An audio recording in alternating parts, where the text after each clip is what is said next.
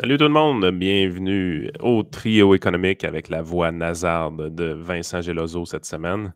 Comme qui parle 75% du temps, on s'excuse.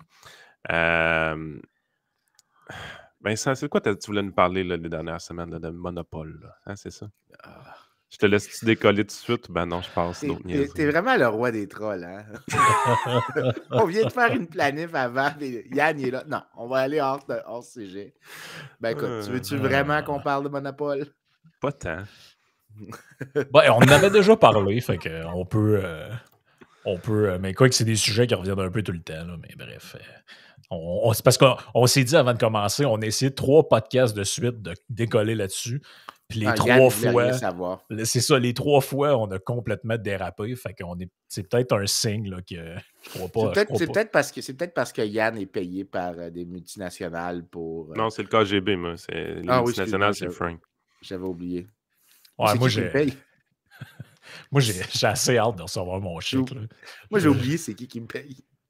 Ben toi, c'est pas voyons Toi, man, c'est Monsanto, juste des pour affaires de flatter même. ton ego qu'on fait ça. Là. Ah oui, effectivement. Non, mais Toi, quand, tu, quand, toi, tu quand, gagnes rien de tout ça, hein? Toi, tu fais ça juste pour le fun.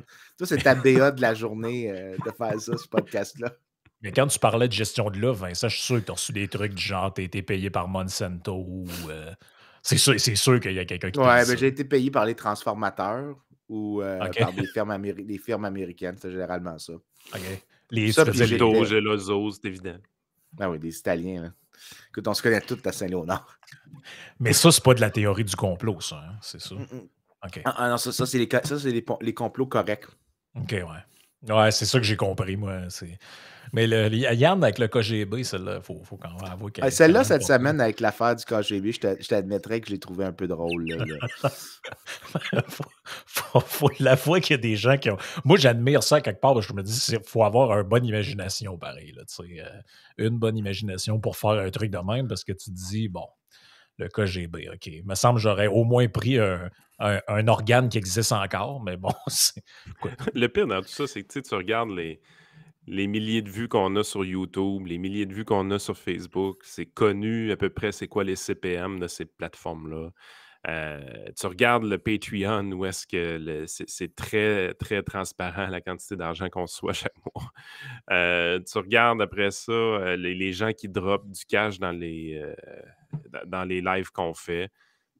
Tu dis, pensez-vous que j'ai besoin du KGB pour rentabiliser cette patente-là? Là? Je veux dire, si quelqu'un qui sait Oui. compter, il se rend compte que ça fonctionne pour vrai tout seul. Là. Tu sais, c'est un peu curieux, là, mais mettons que tu es intéressant, pertinent, puis tu as un contenu un peu plus niché qui n'est pas disponible partout ailleurs. Donc, tu sais, mettons que tu aurais une opinion un peu différente de ce que tout le monde dit. Tu sais, on a eu un gros débat là, sur l'avortement là, cette semaine, puis l'opinion facile, c'était mon corps, mon choix.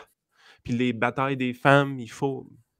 Si tu as cette opinion-là, tu prends aucun risque, tout le monde l'a, il n'y a aucun problème avec ça. Si tu t'en vas dans les nuances du débat, puis un débat qui peut être fascinant si tu as le goût de le jouer, ben, tu es vraiment dans une situation où est-ce que tu dis, crime, il y a vraiment de quoi de bien à faire avec ça, puis tu peux intéresser des gens. Mais si tu es dans la facilité puis l'opinion sans risque, ça se peut que tu sois juste confondu dans la masse aussi. Là. Ben, quand tu n'as pas le contrôle sur comment les termes du débat sont posés, tu es obligé de te positionner avec comment le débat a été posé. Puis là, c'est là que vient le piège parce que, bon, la réalité, c'est que tout le monde est tout le temps un peu à mi-chemin entre deux options, entre deux positions. Puis dans un certain contexte, ils vont dire, OK, là, pour ça, je pense que pour ça, je suis d'accord. Pour telle autre affaire, je ne suis pas d'accord. Mais les termes sont ainsi posés que il y a le camp du bien, il y a le camp du mal. Et voici comment je dois me positionner pour signaler ma vertu.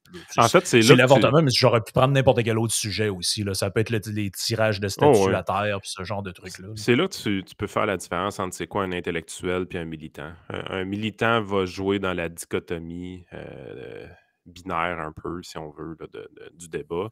Tandis que l'intellectuel va amener une réflexion des arguments, une ouverture d'esprit aussi là, dans tout ça. Tu sais, moi, je veux dire, ce débat-là, pourquoi je l'ai trouvé fascinant, le bout que nous, on a fait sur Patreon, c'est parce que justement, j'ai appris des affaires, on a sorti une carte vraiment de toutes les législations qui existaient sur la planète. Et là, tu dis, c'est loin d'être noir et blanc ce débat-là quand tu le regardes comme il faut. Mais les militants politiques, puis il faut inclure les médias là-dedans, parce que c'est rendu des militants politiques eux aussi, ils veulent que ce soit blanc ou noir, les bons, les méchants, puis fermez vos gueules. C'est ça qu'on fait. Fait que, Moi, en fait, tant qu'à hijacker ce qu'on allait parler, je c'est pas de comprends ma faute. pas. J'ai pas fait Non, mais exprès, là. c'est toujours toi, ça. Non, tu l'as pas fait exprès. C'est ta nature. Tu t'es pas fait exprès, c'est un peu. Arrête, là, c'est ta nature. Mais je comprends pas comment les gens peuvent avoir des opinions tranchées sur cette question-là. Moi aussi. C'est sérieusement une question vraiment difficile. Puis je sais T'as que. peu, Vincent, excuse de te couper. Ouais. Pas les gens, Des les gens qui parlent. Parce, Ouais, parce que si tu fais le tour autour de tes amis, tes connaissances, ta mère, ton père, puis là, tu lui dis, mettons, OK, mais après tant de semaines, ou si, mettons, l'enfant, il y a telle affaire, puis c'est tout le monde a une position quand même vraiment nuancée s'il prend le temps d'y réfléchir. Il n'y a personne là, qui est d'accord que 2 jours avant la date de l'accouchement, tu avortes un enfant. Tu comprends? Là? Il y a personne. Ouais, tout le monde va un dire super bon oui, exemple ça de prend ça. des limites. Aux États-Unis, là, il y a un sondage. Gallup demande une question. Est-ce que vous préférez l'étiquette pro-vie ou pro-choix? Et il y a une autre question qui est posée par le Pew Research Center qui est est-ce que l'avortement devrait être dans toujours ou généralement légal versus est-ce que l'avortement devrait être généralement ou toujours illégal? Right? Là, ce que tu vois, c'est que dans la première question, celle de Gallup, c'est une étiquette que tu adoptes 0 ou 1. Right? Oui. Tu es soit pro-vie ou T'es pro-choix. dans un camp ou dans l'autre. Dans l'autre, tu poses la question avec est-ce que ça devrait être toujours illégal ou généralement légal? La deuxième question, tu vois que les gens, c'est 60-40 pour le généralement ou toujours légal. Mais quand tu demandes la question pro-vie, pro-choix, c'est 50-50. OK. Ce qui devrait te montrer que les gens ont l'espèce de conçoivent que la question est vraiment difficile. Et pour le fun, là, pendant que tu faisais déraper la conversation, parce que c'est ça que tu fais écoute, je vais le ramener où est-ce qu'on voulait que ça aille. On j'ai va été le dire à chercher tout le 3 monde que tu as articles que je me eu souviens un avoir gros lus prix sur pour un texte, l'économique Vincent. des avortements. Puis il y en avait un, c'était sur les déterminants des lois dans des États, donc de lois qui restreignent l'avortement ou qui créent par exemple, les heartbeat laws ou des choses comme ça qui faisaient que tu avais certaines restrictions sur comment fournir les services d'avortement au niveau des États. Et ce qui était trouvé, c'est pour ça l'article date un peu maintenant, celui-là, mais il montrait qu'il n'y avait aucun effet de ces lois-là au niveau des États. Largement parce que la plupart de l'effet était concentré sur, voyons, que la plupart des lois qu'il y avait, comme elles s'attaquaient au very late term, donc des choses vraiment plus tard, puis qui mettaient plus de restrictions sur des choses qui étaient plus tard dans la grossesse, ça n'avait pas vraiment d'effet parce que ces cas-là étaient très rares, étaient très minimes.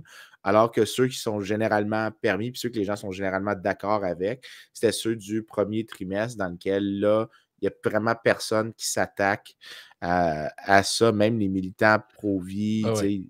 L'exemple classique de ça, c'est un peu ce que je disais dans le bout qu'on a fait juste pour le monde du Patreon. Ce que je disais, c'est la plupart des trucs dont il est question aux États-Unis, dans les réformes là-dessus, c'est tout concernant ce qui se passe après 17 semaines. Puis là, tu avais des gens en France qui étaient comme regardez ces Américains là, sur l'avortement. Puis là, j'étais comme c'est parce que vous, après 15 semaines, c'est illégal. Fait qu'est-ce que vous racontez? Tu comprends? Aussitôt que tu changes de cadre législatif, les questions ne sont pas posées de la même manière, les délais ne sont pas les mêmes, la réglementation n'est pas la même, l'encadrement n'est pas le même. Tu sais, fait qu'on est tous l'anti ou le pro de quelqu'un par rapport à la position initiale de où ces gens-là partent. Bon, c'est sûr qu'au Canada, je pense que c'est une des places les plus libérales au monde par rapport à cette question-là.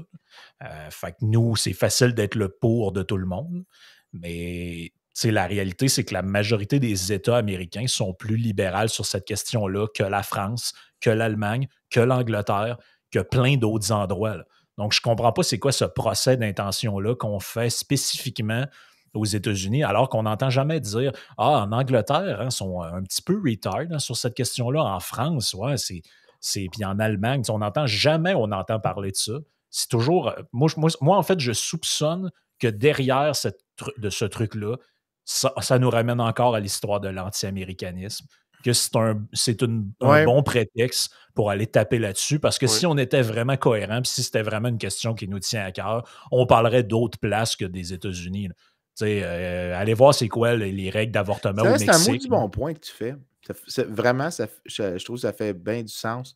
Parce que c'est vrai que quand on discute des questions d'avortement, c'est toujours les Américains qui sortent en tête dans les conversations au Québec. J'ai rarement entendu des mentions de la Grande-Bretagne ou de l'Irlande ou de la France. Mais en même temps, c'est encore une fois, mais aussi ce qui me tape un peu ses nerfs, c'est vraiment le discours qui est vraiment catégorique dans ce sujet-là. Surtout juste les étiquettes, soit dit en passant, me tape vraiment ses nerfs. Pro-vie, comment tu peux être contre la vie, puis pro-choix, comment tu peux être contre le choix? C'est comme les deux groupes choisissent leurs étiquettes pour prétendre que si t'es pas de leur bord, t'es fondamentalement une personne méchante.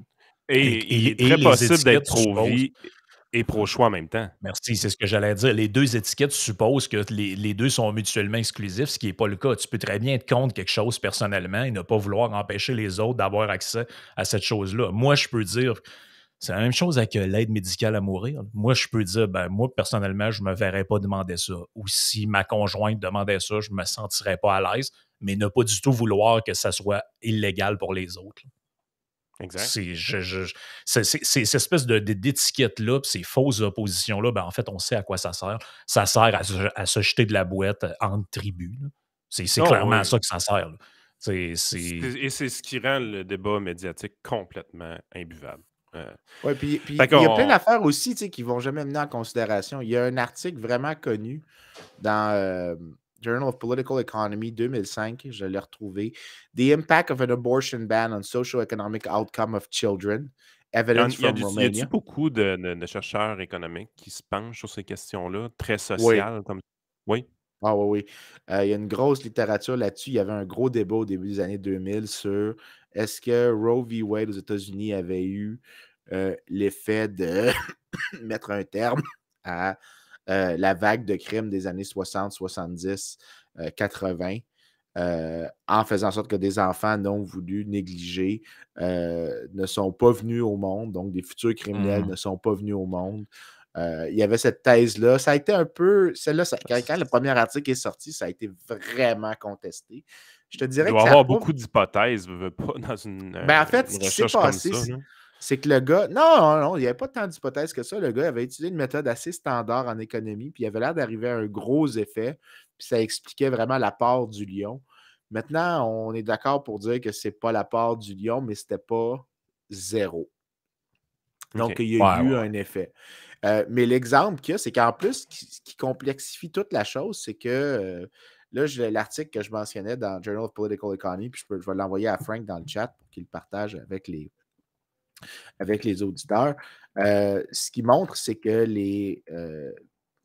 quand il y a un ban qui a été passé sur une interdiction, en fait, d'avortement en Roumanie, un des effets qu'il y a eu, c'était que les enfants qui sont nés après l'interdiction avaient des résultats éducationnels inférieurs, toutes choses étant égales par ailleurs. Donc, ça a eu un effet sur des enfants qui n'étaient pas vraiment en moyenne. Puis on peut comprendre pourquoi, parce que il y a des enfants à cause que le timing des familles est amené un peu en désordre, qu'il y a un événement inattendu, que tu n'es pas préparé financièrement à avoir un enfant, le résultat est dans une situation comme ça que tu n'es pas capable de t'ajuster efficacement et donc que tu n'es pas capable d'investir aussi bien. Donc, il y a comme une troisième vague d'effets quand tu interdis l'avortement qui peut être que tu vas affecter des enfants qui sont, peut-être même des enfants qui sont désirés, pas juste ceux qui sont des accidents ou qui sont le résultat de situations problématiques, c'est que tu pourras avoir des effets sur un troisième groupe. Fait que ajoute tout ça, puis je comprends pas comment quelqu'un peut C'est-tu avoir une opinion. le bout du troisième groupe, c'est-tu, par exemple, tu es dans une classe avec des enfants qui étaient pas désirés, donc ils ont plus de difficultés, qui tirent le groupe un peu par en bas? Ça pourrait être ça. Ça pourrait être aussi le fait que les parents n'ont pas un bon coussin financier. Donc, disons, le premier enfant qui est arrivé était inattendu et ils doivent le garder. Le deuxième était attendu, mais ils n'avaient pas les ressources, ils n'étaient pas financièrement prêts. Ou ça peut être que le deuxième était non désiré. Dans ce cas-là, ce qui se passe, c'est que ben, tu ne peux pas dépenser Ouais, OK, autant non, c'est sur parce que l'éducation. l'exemple que tu viens de dire, je comprends ce que tu veux dire parce que une des façons, tu sais, il y a des gens qui n'ont rien à faire en finances personnelles avec eux autres, c'est toujours des catastrophes, puis ils sont voués à faire faillite tout le temps, là. Mais il y a des gens qui vont naturellement bien se gérer. C'est l'affaire, c'est ce qu'on se rend compte, c'est qu'un bilan financier qui est sain, il va avoir de l'endettement, veut pas, début vingtaine, parce que tu sors de l'école, le revenu de travail est très faible à ce moment-là. On commence dans la vie, si on veut. C'est pas nécessairement le meilleur temps pour s'acheter une maison. Donc, tu es vraiment en processus de rattrapage salarial, puis en plus, tu dois rembourser tes dettes quand même assez vite pour Hmm. aller chercher de l'oxygène, pour éventuellement réussir à avoir un cash down, avoir une maison. Puis vient la maison. Bon, si tu veux acheter du temps, tu peux acheter un chien, là, mais assez rapidement après, peuvent venir des enfants. Sauf que si les enfants arrivent avant tout ça, alors que tu n'as pas encore la maison, tu es encore dans tes dettes d'études, ben tu peux accumuler un certain retard important, pareil, côté planification financière puis budgétaire. Ce qui fait que tu peux être encore à 32, 34, 35 ans, encore avec des dettes qui viennent en fait de cette période-là quand tu étais début vingtaine, où est-ce que tu aurais peut-être préféré avoir un enfant un peu plus tard, autrement dit. Oui. Hmm. Écoute, combine tout ça ensemble, là. L'effet positif de pouvoir. Parce qu'il y en a des effets positifs. La réduction de crime que j'ai mentionné, que ce soit grosse ou petite, il y a un effet positif, que ce soit après ça sur le fait que tu peux mieux investir dans les enfants qui sont désirés. Ça a des effets. Mais il y a aussi après ça toute la grosse contrepartie que ben, c'est quand même une créature qui vit à partir d'un certain point. Elle n'est pas partie à la décision de terminer sa vie ou non. Peut-être qu'elle aurait voulu vivre. Je veux dire, c'est dur d'arriver avec une position là-dedans puis de dire ah, je sais la bonne position. C'est pour ça que quand Roy Epen, que les médias ont voulu taper dessus au Québec, sa position, j'ai trouvé que c'était vraiment malhonnête comment les médias ont représenté C'est ça. dégueulasse. Parce que ce qu'il a dit, c'était que lui, moralement, il était. Si je me suis. Parce que, je connais Roy, puis je sais c'est quoi sa position. Peut-être qu'il l'a mal dit dans la conférence de presse, Non, il mais l'a je bien sais que dit. ça. Il l'a OK. très bien dit. Je me souviens, là, je l'ai écouté parce que il y a eu un petit scandale. Après, j'ai écouté la clip, puis j'ai dit peut-être qu'eux, ils n'ont pas compris, mais il avait l'air d'avoir dit clairement que lui, moralement, il était contre, mais que ça ne Oui. voulait pas dire qu'il pensait qu'il fallait qu'il y ait d'effets législatifs. Ce Mm. qui, je pense, est la seule position qui. Puis en fait, c'est probablement la position que j'ai toujours sur toutes les questions morales. Quand il y a une zone de gris très, très, très, très, très, très large, c'est mieux que tu laisses la société civile réguler Oui. ce mécanisme-là, le plus possible décentralisé, que si tu le donnes dans les mains des familles, des organisations communautaires, dans En fait, parce que dans l'argumentaire qu'on a eu, le point que j'amenais, c'était, tu sais, Roe versus Wade, grosso modo, si on simplifie énormément, c'était est-ce que ça devrait être légiféré au niveau fédéral? Puis ouais. là, on s'en irait dire non. Tu sais, on n'est pas en train d'empêcher le droit à l'avortement. C'est pas ça qui se passe. C'est Ouais, qu'on se ben, en fait, dit. ce que j'ai compris de Roe v. Wade, il y a une autre affaire qui complexifie les affaires encore plus aux États-Unis. C'est que la manière dont ça a été interprété, le jugement a été produit, c'était que l'idée, c'est qu'il y avait un droit. There's a right to privacy. Et ce que beaucoup de juristes disent, c'est que ben, c'est pas dans la Constitution en soi. Fait que là, les conservateurs qui sont pro-vie s'attaquent à cet aspect légal-là, que c'est un droit qui a été créé comme ça. Mais l'autre réplique, c'est aussi, c'est peut-être il y a deux solutions. C'est soit tu laisses ça aux États. Puis je ne suis pas très fan, by the way, de laisser ça aux États. Je pense qu'il y a certaines zones de droit qui devraient être Fédéral. nationales. Oui, tu sais, comme certaines clauses devraient l'être. Puis je pense que l'avortement, ça serait ça. Mais là, après, ce qui se passe, c'est que tu as aucun politicien dans le Congrès qui veut mettre ses culottes puis dire, ben, définissons ce droit-là, soit constitutionnellement, ou faisons-en une pièce de législation. Il n'y a personne qui veut faire cette extension-là. Puis les politiciens américains étaient très contents que ce soit, après ça, tout le blâme tombe sur la Cour suprême puis que ça devienne un débat de juristes. Comme ça, eux peuvent éviter est-ce que ça se peut d'avoir qu'il y ait à se des gens commettre. là-dedans qui ont intérêt à ce que cette question-là ne se règle pas? Ben oui, regarde Je pense que oui. qu'est-ce qui est arrivé au PQ la journée qu'il n'y a plus de référendum? Ils sont morts. Qu'est-ce qui est arrivé aux libéraux la journée qu'il n'y a plus de référendum? Ils sont morts. Ben, je pense qu'il y a beaucoup de politiciens que si on règle définitivement la question de l'avortement aux États-Unis, à la manière canadienne, par exemple. Tu sais, au Canada, c'est un débat qui semble être réellement clos. Là. Ça serait très surprenant d'aller jouer là-dedans au Canada. Ben, admettons qu'on fait la même chose aux États-Unis. Je veux dire, c'est un des jouets politiques que les démocrates et les républicains ont exploité depuis très longtemps. Qui viennent Très de perdre. efficacement. Exactement. Puis c'est un jouet politique qui n'existe plus demain matin.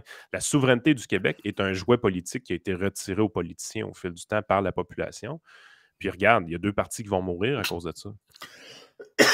Ben, il y a peut-être des trucs qui pourraient être positifs aux États-Unis avec ce qui se passe. C'est que même si techniquement, je ne suis pas super content du. Comme je l'ai dit, en fait, je maintiens le fait que moralement, je suis pro-vie, mais légalement, je suis pro-choix, dans le sens que je veux pas que l'État légifère à définir c'est quoi la vie. Surtout que si je lui donne cette prérogative-là, il peut se l'attribuer pour autre chose après. Comme ça pourrait être, par exemple, le fait juste que l'État ait le droit. Tu sais, les gens ont célébré Véronique Yvon pour mourir dans la dignité. Je comprends même pas pourquoi c'était pas déjà le cas que tu as le droit de choisir comment tu t'en vas. Le fait est que Oui, puis là, ça c'est une chose, mais quand tu es dans un réseau de santé publique, puis que là, tu mets les bases là-dessus, mourir dans la dignité, parfait, tout est beau. Mais la journée que tu comprends les coûts de santé, puis tu te rends compte qu'une personne de 91 ans, par exemple, qui est très malade, va générer des tonnes et des tonnes de coûts pour le système de santé qui craque de partout, qui est financé de manière publique, tout ça. Qu'est-ce qui nous dit que dans 20 ans, ce ne sera pas l'État qui va décider de mettre fin à une vie? On n'est pas rendu là, inquiétez-vous pas. Non, je pense pas que la pente glissante est si glissante que ça. Non, mais je veux dire, mon point étant plus que. Mais tu devrais jamais quand même. Je pense que on devrait jamais donner à l'État.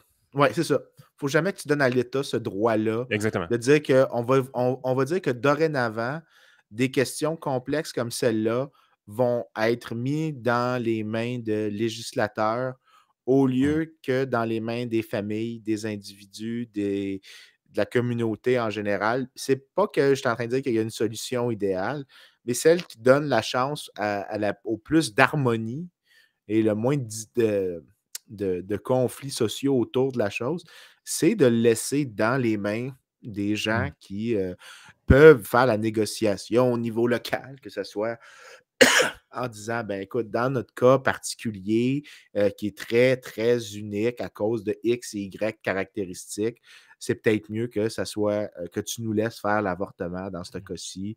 Puis là, la communauté, là, ouais, mais en général, on est contre, mais dans ce cas-ci, on comprend. Il n'y a pas de stigmate pour la personne qui le fait. Par contre, on peut mettre une stigmate sur la personne qui le fait comme un moyen de contraception. Puis là, la communauté essaie de se gérer. Ça ne veut pas dire que tu devrais que tu devrais aimer la situation, mais c'est beaucoup mieux que si tu donnes à l'État la capacité pas la capacité, mais tu lui donnes le droit de décider les paramètres de cette conversation-là. Dès qu'il y a une zone morale grise, je pense que la position libérale générale, dès qu'il y a une zone morale qui est grise, qu'il y a des droits qui sont en conflit et que l'État ne peut pas être clairement l'acteur qui délinee, qui crée une délinéation des choses de manière très claire, très précise, tu devrais laisser ça tu devrais le laisser légal, même si tu ne trouves pas ça. En français, ce que tu viens de dire, c'est que tu enlèves ça des mains de l'exécutif pour donner ça dans les mains du judiciaire. Oui. Dans mon cas, moi, ça dépend. Ça serait du cas par cas, puis tu laisses les communautés gérer. Ça peut, même pas ça que je dirais le judiciaire. En fait, moi, je pense c'est que tu enlèves l'État. C'est pour ça que je dis que pratiquement, c'est position pro-choix. Même si je trouve ça, j'aime pas J'aime pas l'avortement. Je trouve que c'est une chose Moi, atroce. personnellement, puis je l'ai dit un peu cette semaine sur Patreon, c'était beaucoup plus une position de dire je pense qu'il faut qu'on ramène, comme dans tout, là, le moins possible de décisions fédérales, le plus possible de décisions près de l'individu. Puis l'individu, je trouve, le mieux placé pour prendre une décision éclairée, dans ma tête, c'est le professionnel de la santé. C'est la raison pourquoi, admettons qu'on crée un nouveau pays, parce qu'oubliez ça, c'est ce genre de débat que tu peux même plus avoir au Canada, puis c'est même pas intéressant de l'avoir.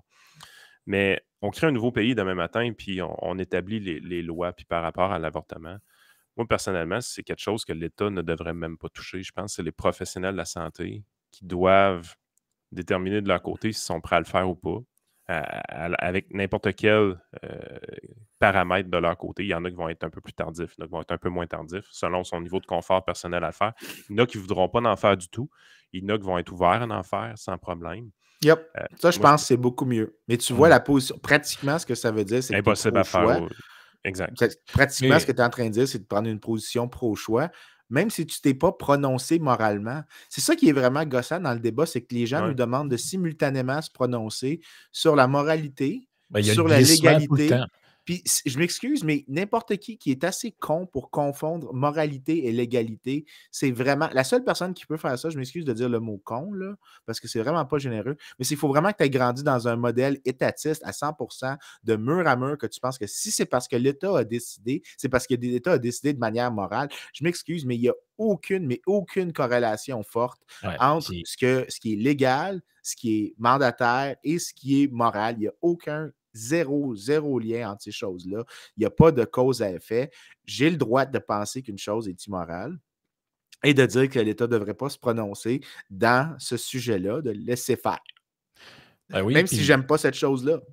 Tu sais, l'affaire là-dedans, tellement d'affaires, là, c'est, première des choses, il y a toujours un glissement qui est fait entre une position personnelle et une généralisation à tous. Ça revient à ce que je disais il n'y a pas longtemps, justement quand on avait parlé de l'affaire avec Roy Epen, c'est qu'il y a beaucoup de gens qui présupposent que la liberté de conscience qui m'est conférée, qui me donne le droit qui me donne la liberté de me prononcer sur X, Y chose dans ma tête, vient automatiquement avec le principe que cette liberté-là, cette idée-là que j'ai, je vais vouloir l'imposer à tout le monde. Or, c'est pas vrai. C'est comme si je te disais, c'est comme si je vous demandais, les gars, est-ce que vous pensez que se droguer, c'est une bonne chose?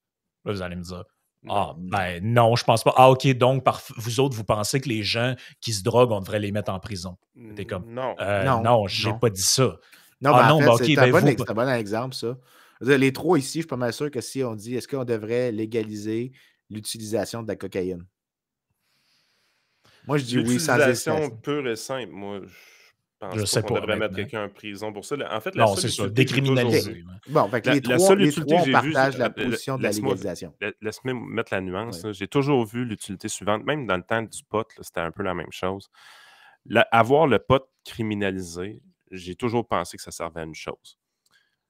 T'es un policier, t'as pogné un petit crise de bombe, il a fait de quoi de grave, t'es pas capable de l'accuser de cette chose-là avec des preuves correctes, mais t'as trouvé du pot sur lui. Là, tu te dis, mon petit sacrement, c'est avec ça qu'on va te pincer. Moi, je vois la même chose un peu avec la cocaïne. J'ai l'impression que c'est plus à ça que ça sert. Plutôt que de dire, on débarque dans une place, OK, toi, tu avais une paille dans le nez, OK, tu t'en vas 1 an en prison. Je pense pas que ça marche comme ça pour vrai. Ouais. Je pense que la criminalisation des drogues a été utilisée beaucoup pour enfermer des gens qu'on n'était pas capable de prouver le crime qui nous intéressait pour vrai. Mais tu sais, mon point en arrière de ça... Je suis prêt à croire ça, mais en même temps... vas-y, Frank. Non, mais j'allais dire, mon point en arrière de ça, c'est pas de comparer les deux choses ensemble. Tout le monde aura compris, je le précise quand même, parce qu'il y a du monde qui va dire « Il a comparé prendre de la drogue avec un avortement. » C'est pas ça le point. Le point, c'est pourquoi est-ce qu'on fait glisser tout le temps dans la conversation des idées personnelles ou des prises de position personnelles avec la généralisation de tout ça à tout le monde de manière en plus délirante. Là. Je peux très bien ne pas vouloir me droguer et avoir aucun problème à ce que des gens le fassent, un. De deux, ne pas vouloir que ce soit criminellement, qu'on puisse t'amener devant une cour de justice avec ça. Au même titre que je peux dire, écoute, moi, ça ne me rend pas super à l'aise. Si ça me concernait personnellement, j'aimerais pas ça, mais je comprends qu'il y a des gens que c'est leur dernier recours et j'ai aucun problème à ce qu'ils le fassent parce que c'est leur choix, c'est leur vie, c'est leurs affaires. Il me semble que ces positions-là sont conciliables ensemble. Je ne comprends pas pourquoi. Ben, je le comprends parce que c'est politique, là, mais de manière, en termes d'honnêteté intellectuelle, je trouve que ça ne fait aucun sens de faire ça. Puis l'autre point, c'est ce que je disais avant, c'est la liberté de conscience. Il n'y a rien de plus fondamental, me semble, dans une démocratie là, à base. Là, tu peux brimer les droits et libertés de tout le monde, tu peux les empêcher d'aller dans un lieu plutôt qu'un autre, tu peux les mettre en prison. Mais même la personne qui est en prison, là, à qui tu as retiré sa liberté, puis que tu le mets pendant 25 ans en prison, tu ne pourras jamais y enlever une chose, sa liberté de conscience. Dans sa tête, il a le droit de te mépriser, il a le droit de croire X, Y chose. C'est ça, la liberté la plus fondamentale, c'est la liberté de conscience. Là, ce qu'on est en train de dire, c'est ben, les gens qui croient telle affaire, qui pensent telle autre affaire, Pas le droit de se présenter aux élections. Ben oui, ils devraient être exclus des élections, ils ne devraient plus avoir le droit d'être vus en public pratiquement. Hey, attendez, là. C'est quoi cette affaire-là? Vous vous attaquez à ce qu'il y a de plus fondamental dans la société libérale, c'est la liberté de conscience. Il n'y a rien de plus fondamental que ça. Si on commence à jouer dans la tête des gens en disant ben écoutez, les gens qui pensent que telle affaire, si on a la preuve de ça, ben on va leur faire perdre leur emploi, on va les. Hey, attendez, là. Vous en allez où avec ça? Là? Tu me donnes envie de voir deux affaires. La première, c'est que je veux voir c'est quoi la différence entre le Québec et le reste du Canada sur la question de l'avortement. Regarde, en général, environ la moitié des Québécois ne veulent aucune restriction à l'avortement contre 35 à 40% des Canadiens dans les autres provinces. Donc, attends.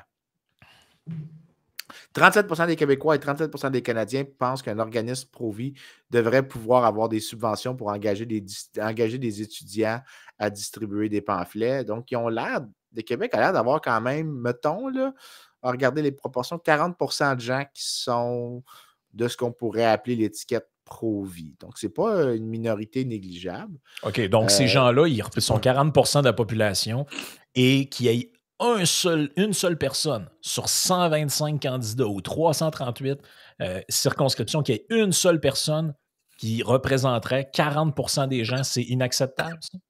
Oui, ça a de l'air. C'est ça qu'il faut comprendre. Mais c'est vraiment, je pense que c'est rendu dans un.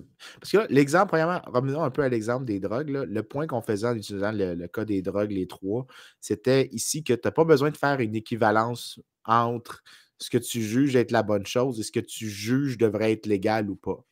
Après ça, tu peux étendre cette analogie-là à la question ici de l'avortement et dire que tu ne sais pas ce qui est moral aussi. Donc, je te dirais que j'aime pas l'avortement, comme je disais, mais en même temps, l'article que j'ai partagé, je suis conscient que permettre l'avortement a des effets moraux dans le sens que ça a l'air de réduire la violence contre d'autres personnes, ça a l'air d'améliorer les résultats socio-économiques pour d'autres enfants qui sont ceux qui sont désirés. Et on ne peut pas négliger cette affaire-là. Donc là, ici, tu as comme un calcul moral qui est vraiment pénible et difficile à faire.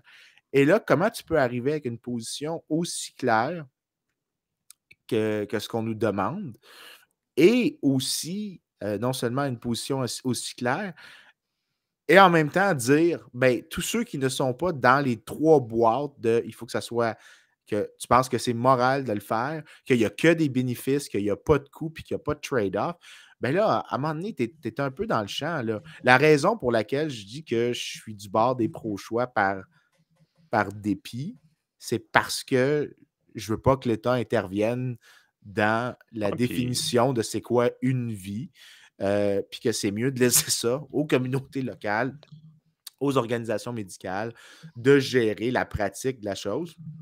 Et que ça devienne du cas par cas au lieu de règles universelles, uniformes, qui sont imposées par un bureaucrate. Puis après ça, tu vas me dire sur cette base-là que tout le monde qui a des nuances dans toute cette conversation-là, parce que tu remarqueras qu'il y a shit tonne de nuances qu'on vient de faire, que tout le monde qui a des positions de nuances différentes n'a pas le droit d'être entendu. Come on, là, c'est rendu des serments de bonne foi politique. Là, c'est sectaire. Oui, c'est comme, ça fait penser aux écrivains à l'époque des Lumières, là, pour ne pas se faire dire qu'ils sont athées, il y avait le mot Dieu écrit partout tout le temps. Oui, mon Dieu, telle affaire. Puis là, oui, le Seigneur a voulu que. Puis là, t'es comme à la fin, tu te finis toujours par te faire mettre à l'index, pareil. Mais c'est comme dit Vincent, faut que tu fasses profession de foi. Là. Ouais, mais Puis, regarde, prends la position que j'ai dit, là. On est dans notre pays utopique, on réinitialise les lois, c'est nous autres qui est fait, puis moi je dis, on remet ça entièrement dans les mains d'un médecin, la décision professionnelle de procéder oui ou non à un avortement, selon sa propre liberté de conscience à lui. Donc, il y en a qui vont le faire à 24 semaines, il y en a qui le feront pas après 10 semaines, puis il y en a qui le feront jamais. Puis il y en a qui vont peut-être être même plus olé olé, là. Ils vont le faire dans d'autres circonstances un peu plus freak, là. Quelqu'un pro-vie pourrait me dire t'es complètement débile avec ta proposition. Il y a des gens qui vont faire des avortements à 35 semaines. T'es un fou, il faut t'enfermer. Ça, c'est ce qu'un pro-vie pourrait me dire. Un pro-choix pourrait me dire ta position est complètement folle de permettre à des médecins de refuser de faire des avortements. T'es contre le choix des femmes? Mon corps, mon choix, t'es contre ça? Ben là, attends un peu. Je viens d'exprimer la position à peu près dans ma tête qui est la plus libérale possible, de remettre la décision dans les mains d'un individu professionnel compétent en sciences de la santé. C'est difficile d'avoir une position plus libérale que ça. Et Et la personne qui malgré vient de ça, te dire ça, Yann, toi, tu pourras lui répondre, ben toi, tu veux nier la liberté de conscience du médecin. Parce que exactement. lui aussi, il a le droit à son cas de conscience. Tu sais, je veux dire, un professionnel de la santé qui Ouais. juge qu'un acte. C'est l'analogie que je t'avais donnée, Yann, c'est. Puis encore là, je sais que c'est pas un exemple parfait, puis on parle pas au niveau moral, c'est pas la même chose. Mais mettons, si tu vas voir quelqu'un qui fait de la chirurgie plastique, là, à un moment donné, ça se peut qu'ils te disent monsieur ou madame, moi, je ferai pas ça. Si vous voulez vous faire telle affaire, vous irez voir quelqu'un d'autre. Moi, c'est pas vrai que je fais telle action. Là. Parce qu'il y a des gens qui se font complètement défigurer par la chirurgie plastique. On en voit des exemples chaque jour là, dans les trucs de vedettes. Là. Mais il y a des médecins qui font de la chirurgie plastique qui ont une certaine éthique personnelle ou des cas de conscience, puis ils vont refuser des clients. On Parce peut que, douter de l'éthique du gars qui a fait Dolly Parton, par exemple. ouais, ou les frères Bogdanov. Là. Tu te dis. Oui. Tu sais, puis moi, je comprends pas quel est le problème là-dedans. Les gens ont c'est ce que je disais, les gens ont leur liberté de conscience. Si un médecin refuse, après, la question c'est est-ce qu'il va essayer de convaincre ses collègues de refuser le service à l'autre personne? Ça, c'est une autre affaire. Parce que là, c'est vrai que tu viens jouer dans la liberté de la personne qui demande le service. Par contre, que le médecin. Puis, à ce que je sache, au Québec, si on prend l'aide médicale à mourir, il y a des médecins qui refusent de faire ça. C'est dans leur droit de le faire. Et puis, avec raison. Ben écoute, sur mon corps, mon choix, là, les gens aussi ont vraiment une incapacité à faire une segmentation des boîtes. Parce que sur le cas des vaccins, par exemple, il y avait un argument qui était quand même défendable, celui de l'externalité qui était posée par une personne non vaccinée. Tu avais une manière assez claire de répondre à la question dans ce cas-là. Right? C'est ça pour ça que ce qui me gosse un peu dans la comparaison, c'est qu'ici, dans le cas de l'avortement, il n'y en a pas de réponse claire. Je veux dire, je connais la littérature empirique sur le sujet, puis elle tire dans plusieurs directions, puis elle ne donne pas une réponse qui te permet d'être catégorique.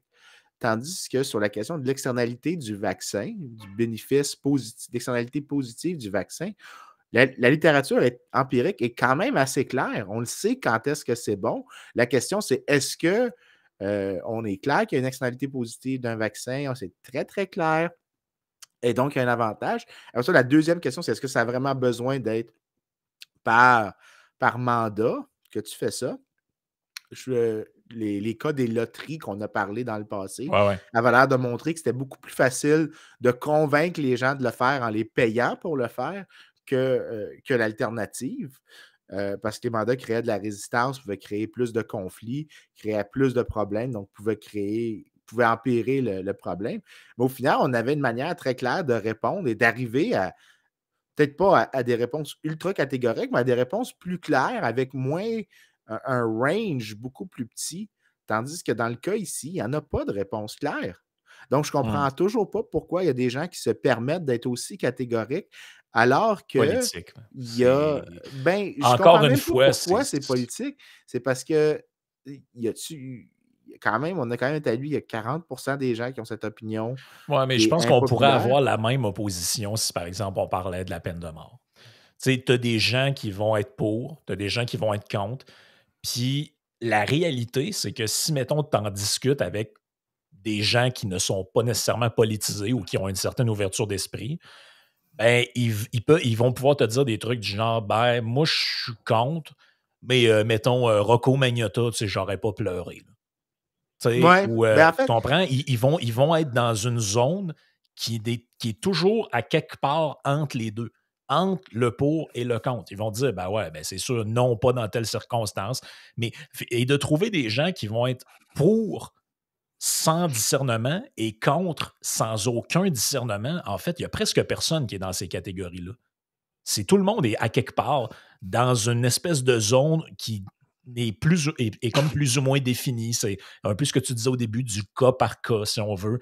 Ben, dans ce contexte-là, je mais la pense que je grosse serais différence, pour. par contre, avec la peine de mort, c'est que là, c'est que c'est l'État qui décide euh, de tuer une personne au lieu que deux individus, un médecin et une mère, font un choix quant à une multitude de facteurs. C'est un petit peu plus complexe. Ici, tu as Non, je le comprends fait que c'est que plus tu complexe, mais je parle juste de as un élément de l'implication morale de volontariat la dans chose. celle-là. Dans celui de la peine de mort, tu as un élément de coercition qui est assez lourd. Donc, je pense que tu peux être un petit peu plus catégorique sur la peine de mort, mais comme tu dis, je pense que ça, c'est aussi un cas comme... Écoute, là, pour les trolls qui aiment ça écouter, puis qui aiment juste écouter pour nous troller, Ouais. soyons très clairs, je suis contre la peine de mort. J'ai aucune. Euh, je déteste la chose. Mais en même temps, je comprends très bien pourquoi la société, de manière des fois exultatoire, voudrait pouvoir passer à la chaise électrique des gens comme Ted Bundy, Jeffrey Dahmer, John Wayne Gacy, des tueurs qui étaient absolument des êtres humains horrifiques. Je veux dire, ceux qui connaissent Ted Bundy ou John Wayne Gacy, c'était... John Wayne Gacy, j'ai écouté, il y a un nouveau truc qui est sorti sur Netflix sur lui. ouais, C'est c'est Confession Tape. c'est un monstre, là. Je veux Oh oui, dire, c'était vraiment... c'est un personnage, là. c'est pour ça que je te disais, même, mettons, tu prends la personne qui te dit, moi, c'est non, peu importe le contexte, tu lui fais regarder ça, puis tu as la discussion après. Je ne sais pas si la position a changé. C'est pour ça que je te dis que les questions touchées comme ça qui vont vraiment dans les valeurs profondes des gens, leur perception de la réalité, quand il y a rien qui est impliqué émotivement, on peut avoir une position. Puis là, aussitôt que tu commences à rentrer dans le détail, dans les implications que ça peut avoir sur eux, c'est des vieux dilemmes moraux que tu peux avoir en Mais en philo. même temps, Ce que je veux juste finir oui. là-dessus, c'est des vieux dilemmes moraux que tu as en classique, en philo. Mettons, tu dis à quelqu'un, est-ce que deux vies valent la même chose? Là, les gens vont dire, ben oui. Là, tu dis, ben, c'est la fameuse histoire du train. OK, il y a un train qui avance. Tu as une manière de le faire dévier pour changer de voie. Sur une des voies, puis tu peux juste sauver. Il y a deux personnes sur chacune des voies, tu peux juste sauver une des deux personnes. Tu me dis que deux vies valaient la même chose. OK, oui. Sur une des deux personnes, il y a un inconnu. Sur l'autre, il y a ton frère ou ta sœur. Qu'est-ce que tu fais? Ben, la majorité des gens vont choisir leur frère ou leur sœur de le laisser vivre. Mais sur le principe... de faire passer le train. De faire passer le train. Là. Mais ça reste que la majorité des gens, quand même, vont rester d'accord avec le principe général. Mais comme ils sont impliqués personnellement, le choix va dévier du principe général parce qu'ils sont impliqués dans la prise de décision. Moi, je pense que c'est la même puis affaire. tu peux faire la même affaire même si tu ne les connais pas. Tu as un enfant de 10 ans, tu as une personne de 80 ans. Est-ce que tu fais un flip coin? La plupart des gens te diraient je garde l'enfant. T'sais. La plupart des gens vont te dire Christy, que je suis content de ne pas avoir à décider ça. Exact. Mais... Oui, effectivement.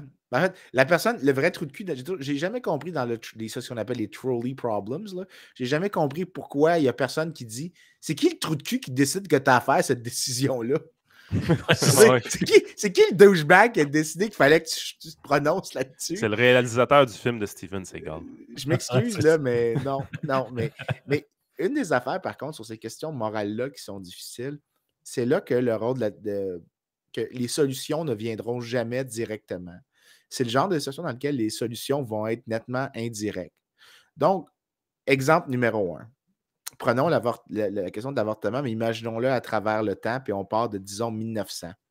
En 1900, quand ta seule méthode de contraception est largement celle du calendrier, right, que tu fais du timing, puis that's it, puis tu espères que tes cycles sont très clairement réguliers, c'est, je veux dire, le nombre d'avortements que tu vas avoir ou de situations qui mènent à un choix problématique sont très élevés. Fast forward à 1960, avec l'introduction de la pilule contraceptive, ton problème est largement, en grande partie, c'est réglé parce que maintenant, tu as donné contrôle du cycle reproductif à la personne qui va le porter. Après ça, fast forward, disons, à 2000, maintenant, tu as... Tu sais, une on J'oublie écoute le une nom que série, ça a, c'est un mais... site, c'est Bridgerton. Ça remonte vraiment à plusieurs années et tout ça. Puis il y a des anachronismes, là, justement. Il y a des Noirs qui font partie de la noblesse, par exemple, des choses comme ça. Fait que ça peut être quand même assez intéressant juste de voir ça. Mais un des quarts d'épisodes, j'ai écouté avec elle juste pour lui faire plaisir. Puis après ça, j'ai décroché. J'ai dit, j'embarque pas d'une série de même, là. C'était une fille qui était enceinte puis qui devait rapidement trouver un mari un peu naïf qui se ferait avoir, là, parce que à un moment donné, ça allait commencer à paraître qu'elle était enceinte. Fait que, tu vois le genre d'enjeu qui appartenait à une époque qui aujourd'hui n'est plus un problème. Il y a une joke dans les livres d'histoire que les grossesses étaient généralement entre 7 et 9 mois. Ouais. On sait pourquoi. Je fais juste dire ça de même. C'est une joke qui est fréquemment faite pour faire référence au fait que tu avais des gens qui, sachant qu'ils étaient enceintes, décidaient de se marier pour éviter la stigmate sociale qui venait avec ça. Mais l'émergence de la contraception, excusez-moi, l'émergence des méthodes contraceptives ont eu pour effet de réduire le nombre d'instances dans lesquelles ça s'est produit. Tu as aussi maintenant, ça s'applique particulièrement chez les gens qui sont atteints de maladies mentales puis qui ont beaucoup plus de difficultés à gérer leur horaire au quotidien. Les injections de contraceptifs qui durent, j'oublie le nom que ça a exactement, mais ça peut durer 3, 4, 5 ans. Eux autres, en fait, les parents souvent vont les demander justement parce que comme ils ont de la difficulté à gérer la prise de médicaments, un médicament comme ça règle la chose. Mais là, maintenant, tu ajoutes du pouvoir dans ce cas-ci, dans les mains de la personne pour contrôler la reproduction, ajoute d'autres méthodes contraceptives ou ajoute des sociétés qui sont tellement riches que le coût d'un enfant n'est pas aussi élevé ou que tu as des sociétés dans lesquelles tu as un tissu familial plus élevé de telle sorte que s'il y a un imprévu, c'est plus facile à gérer. Donc, tu as la présence des parents, donc moins de familles monoparentales, moins de mères monoparentales maintenant, des enfants des mères monoparentales vont avoir plus de réseaux de support. Si eux, il leur arrive quelque chose, si la famille étendue est plus large, tu multiplies des méthodes de solution. Mais remarque que dans ce que je dis, la manière de régler le problème n'a aucun lien avec les définitions légales qu'on importe dans la conversation. C'est que des solutions indirectes qui sont soit l'accident d'innovation technologique, d'enrichissement, de structure démographique. C'est pour ça que la ligne de Bill Clinton dans les années 90 était vraiment bonne. Safe, legal and rare. Puis c'est ça que ça devrait être. C'est-à-dire que tu devrais essayer, rends-le légal, créer un environnement dans lequel les gens peuvent au moins, disons, poursuivre pour des procédures bâclées ou mal faites. Mais en même temps, tu voudrais vouloir minimiser le nombre, pas par des méthodes légales. Ce qui est exactement la position de Hippen. Hein? Oui, puis qui s'est fait crucifier pour ça, puis je comprends pas parce que Roy a été très clair. Roy a été tellement clair que c'est pas parce qu'il croyait ça qu'il devait légiférer. Honnêtement, j'ai trouvé que là-dessus, les médias, peut-être c'est parce qu'ils n'ont jamais rencontré cette nuance-là, ce qui est une possibilité. Ce qui est probablement le cas, effectivement, parce que c'est une question au Québec, dans notre immaturité politique, puis tu sais, on l'avait eu la discussion du temps du Réseau Liberté Québec, justement, avec Roy, puis tout, puis avec Joanne aussi, qui était très, très, très catégorique dans ces affaires-là, c'est C'est un bâton plein de marde. On n'ose même pas y toucher. On n'en parle même pas. Ça n'existe pas, ce débat-là. On ne veut rien Ouais. savoir de ce débat-là. Tu prends le débat, tu le sacs au vidange. On ne veut pas le débat parce que ça ne vaut pas la peine. On n'a rien à gagner à le faire. Elle avait absolument raison quand elle disait ça. Mais tu sais, Mais c'est une preuve quand même d'immaturité politique parce que, non pas de la part du RLQ, mais plus du Québec d'une certaine façon.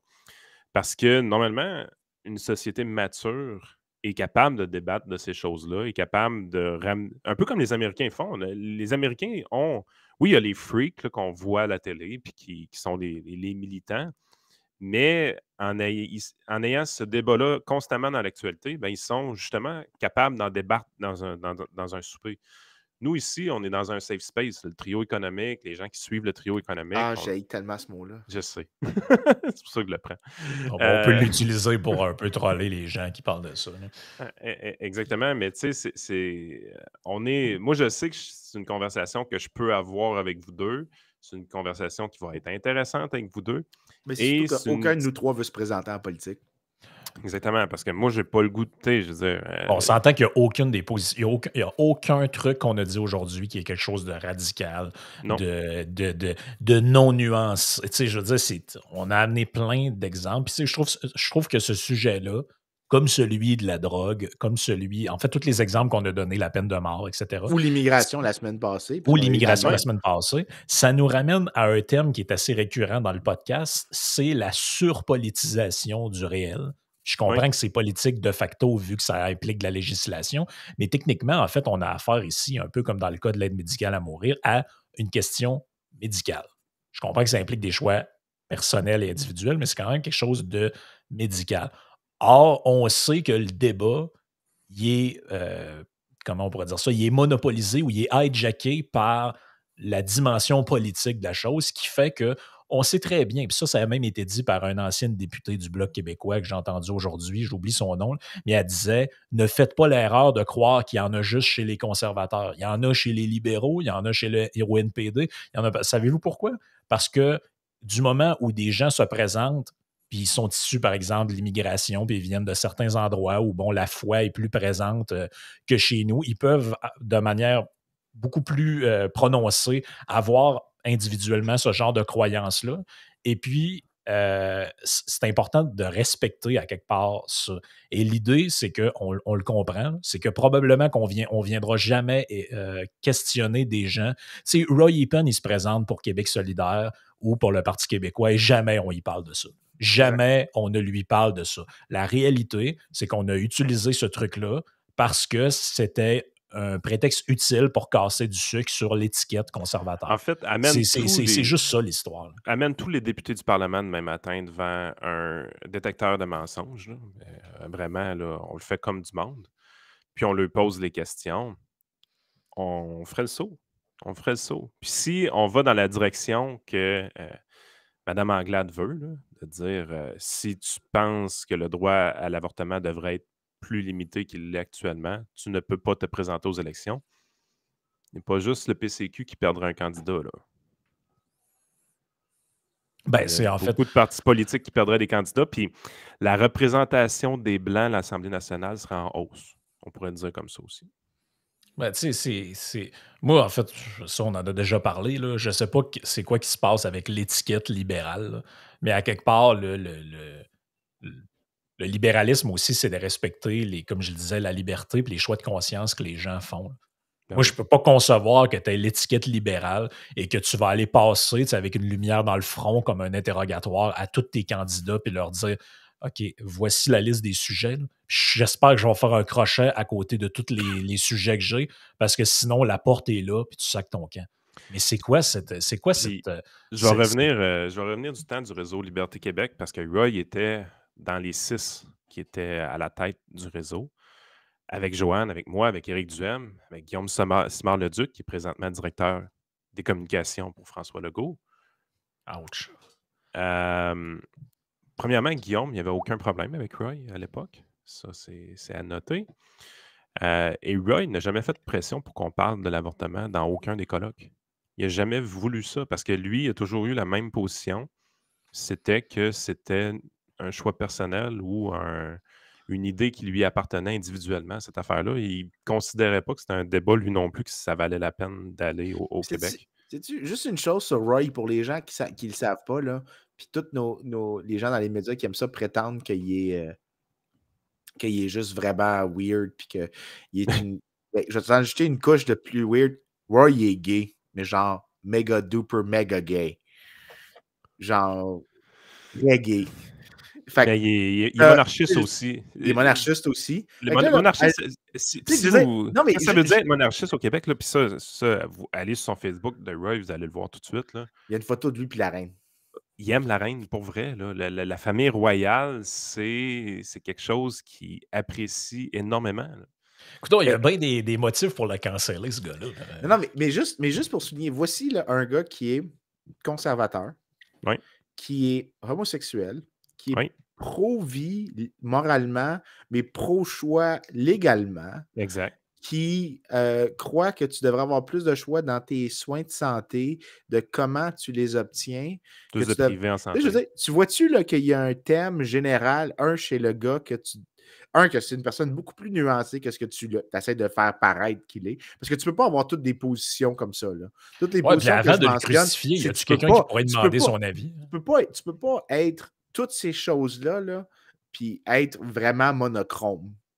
Mais non. Mets toutes ces choses-là ensemble, tu dois être une personnalité assez complexe, assez riche, ce qui est le cas pour Roy. Roy est une personnalité très, très riche et complexe. Puis je dis riche en termes de facettes et de complexité, de dimensions. Et après ça, par contre, la grande cohérence qui est au travers de Roy, c'est l'espèce de libéralisme qui l'habite, qui est que laisse aux gens le plus de choix possible, laisse la moralité aux individus. Et les seuls cas dans lesquels l'État devrait intervenir, c'est des cas très clairs où, là, moi, je commets violence à une autre personne contre son gré, donc police, cour, armée. Quand on dit que Roy est complexe, c'est un conservateur un peu plus social, très libertarien. Ce qui est tout à fait possible. Les gens ne comprennent pas que tu peux être vraiment libertarien, mais avoir des positions morales très conservatrices. Ce qui est le problème, c'est qu'on vient de faire sauter les comment je pourrais dire ça? Voici le cadre de la pensée binaire. Nous avons la droite et nous avons la gauche. Et sur tous les sujets, tout le monde qui est là devrait penser ça. Tout le monde qui est ici devrait penser ça. Et là, tout d'un coup, arrive cet électron libre. Et sur certaines questions, on va dire il est peut-être à gauche. Sur d'autres, on va dire il est peut-être à droite. Et là, ça mindfuck tout le monde parce que les gens ont besoin. Quand je dis les gens, je ne vais pas le répéter 450 fois, des gens. Là. Il y a des gens qui sont incapables de comprendre la complexité de la réalité. T'es comme ça, on va te mettre dans cette boîte-là. T'es comme ça, on va te mettre dans cette autre boîte-là. Puis là, vu que tu ne rentres pas dedans, ben, on n'est plus capable d'expliquer t'es qui, fait qu'on va te canceller. Grosso modo, c'est ça. Là. Parce que là, c'est comme trop complexe. Là. Ouais, mais lui, ce gars-là, OK, il est pro-vie, là, fait que garde votre temps. Mais attendez, là, une seconde. Là, les gens, ils. Puis interdire à quelqu'un le droit de se présenter là, aux élections, c'est énorme là, comme affirmation. Il y a des gens qui ont des scandales. Il y a des gens qui ont sur le dos et dans leur placard des histoires d'agression sexuelle, conduite avec facultés affaiblies. Tu sais, on a des maires au Québec qui sont fait pogner 3-4 fois pour conduite avec facultés affaiblies. René Lévesque a déjà frappé un clochard en char alors qu'il était premier ministre. Je veux dire, il y a des gens qui ont... J'allais clarifier, je pensais que tu allais dire pendant qu'il était sous. On ne le sait pas. Il y a eu beaucoup d'affaires sur l'affaire Edgar Trottier qu'on ne sait pas à propos de René Lévesque. Mais quand même, je veux dire, mon point, c'est juste qu'il y a beaucoup de politiciens qui ont à leur actif. Tu sais, je veux dire, Jean Charest, personne ne dit qu'il n'a pas le droit de se présenter à nouveau en politique. Il était à la course pour être chef des conservateurs. Est-ce qu'il y a eu des affaires sur le dos? Je veux dire, sa vice-première ministre est partie avec des menottes le matin avec l'UPAC. On s'en fout, là, savoir si tu vrai, si tu pas vrai, qu'est-ce qu'ils ont, y avait-tu des preuves ou pas. Mon point, c'est que si ces gens-là ont le droit d'être en politique, je ne vois pas pourquoi quelqu'un dont le seul crime est une idée devrait être exclu. Là. Je suis désolé, là, ça ne marche pas, là, cette affaire-là. C'est-tu le pays? En fait, de manière catégorique, on pourrait dire que quelqu'un qui a conduit en état de faculté affaiblie est moralement plus objectionnable que quelqu'un qui dit qu'il y a une position pro-vie. Je m'excuse, là, mais Tout à fait. Mais mettons ça de côté, là. Puis le gars qui a conduit une faculté affaiblie, je veux même pas qu'il lui retire le droit de se présenter à une élection. Non, je suis d'accord avec toi. C'est pas ça que je suis en train de dire, mais je pense qu'on devrait faire un ranking. C'est un plus gros salaud. Définitivement. Mais ce que je pense que la chose, là, puis ça peut closer la partie non Patreon pour les gens, là, non, on va quand même dire devant tout le monde ce qu'on voulait dire au début du podcast, il y a maintenant 55 minutes. Là. Non, mais on a juste été hors sujet, là. Comme non, toujours, à cause de Yann. Non, mais c'est pas grave, c'est la liberté de conscience. Non, mais t'as eu quand même une reconnaissance très importante, Vincent, cette semaine. Non, mais je veux juste faire le point. T'es même pas capable de me laisser finir.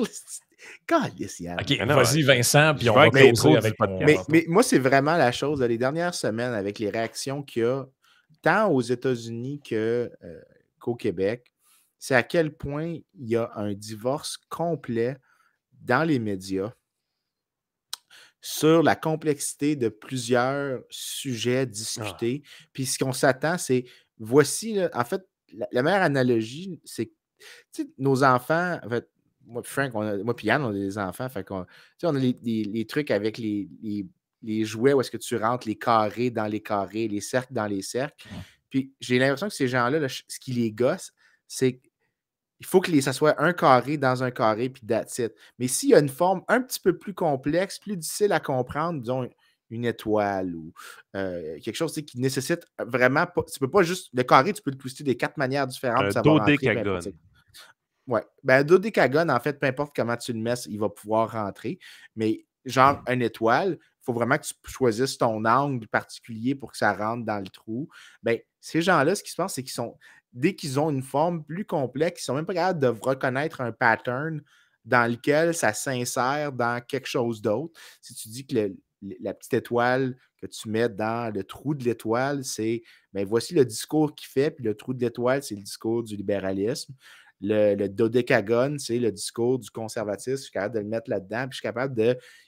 Dès que ce n'est pas les formes les plus simples, un cercle, un petit carré, un petit triangle, puis un petit triangle équilatéral, la conversation implose, puis ça en est vraiment dérangeant, puis déplaisant en termes de comment ça se dit, mais après ça, de tout voir ces gens-là, ça, se péter les bretelles, se prétendre comme des gens vertueux et nobles, alors que la complaisance intellectuelle qu'ils ont et la superficialité qu'ils ont dans les idées, c'en est frustrant.